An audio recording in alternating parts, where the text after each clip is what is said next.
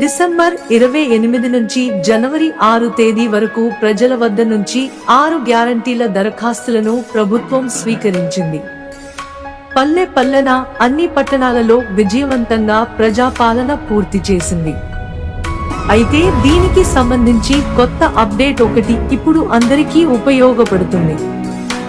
Google Prajapalana Telangana gov in application status website లో 6 గ్యారంటీల కోసం అభయ హస్తం పథకం కింద దరఖాస్తులు ఇచ్చిన వారంతా తమకు ప్రజాపాలన కార్యక్రమంలో ఇచ్చిన రసీదు పత్రంలోని దరఖాస్తు నంబర్ను ఎంటర్ చేసి అప్లికేషన్ స్టేటస్ చెక్ చేసుకుంటే ప్రభుత్వ పథకాల లబ్ధిదారుల లిస్టులో చేర్చనుంది.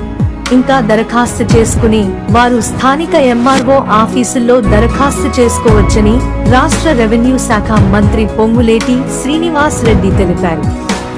ప్రజాపాలన ద్వారా రాష్ట్ర వ్యాప్తంగా 1 కోటి అప్లికేషన్స్ వచ్చినట్లుగా ఆయన తెలిపారు. ఈ 6 గ్యారంటీలకు ఎవరు లబ్ధిదారులో ఎంక్వైరీ చేసి ప్రభుత్వం వారికి పథకాలను అందించనుంది. దీనికోసం నెల సమయం పడుతుందని తెలిపింది.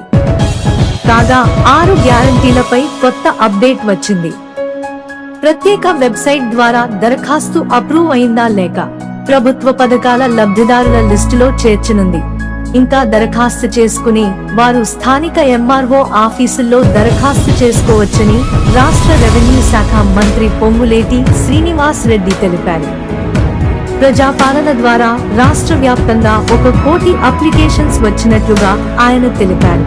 ఈ 6 గ్యారంటీలకు ఎవరు లబ్ధిదారులో ఎంక్వైరీ చేసి ప్రభుత్వం వారికి పథకాలను అందించనుంది. దీనికోసం నెల సమయం పడుతుందని తెలిపింది. కాగా 6 గ్యారంటీలపై కొత్త అప్డేట్ వచ్చింది. ప్రత్యేక వెబ్సైట్ ద్వారా దరఖాస్తు అప్రూవ్ అయిందా లేక సరిపోతుంది. అలాగే వ్యూ స్టేటస్ పై క్లిక్ చేయాలి. వెంటనే అప్లై చేసుకున్న దరఖాస్తు అప్రూవ్ అయిందా లేక రిజెక్ట్ అయిందా అనే విషయం తెలిసిపోతుంది. ప్రభుత్వం పాలన మొదలుపెట్టిన తర్వాత మహాలక్ష్మి పథకాన్ని అమలు చేస్తున్నారు. మిగిలిన 5 పథకాలు కూడా తప్పకుండా అమలు చేస్తామని ఇప్పటికే వాగ్దానం చేయడం జరిగింది. ఇందుకోసం ప్రభుత్వం 100 రోజుల గడువు కోరింది. ఈ 6 గ్యారంటీల పథకాల అప్లికేషన్స్ పరిశీలించడానికి నెల రోజుల సమయం పడుతుంది. ఈ నెల రోజుల్లో ప్రభుత్వ తరపు సిబ్బంది నేరుగా ఎంక్వైరీ చేసి అర్హులను గుర్తించి వారిక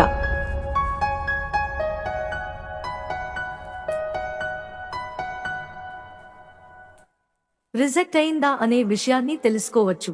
మన ఛానల్ను ఇంకా సబ్స్క్రైబ్ చేసుకుని ఇలాంటి లేటెస్ట్ గా అప్డేట్స్ తెలుసుకోవాలంటే బెల్ నోటిఫికేషన్ ఆన్లో పెట్టుకోండి.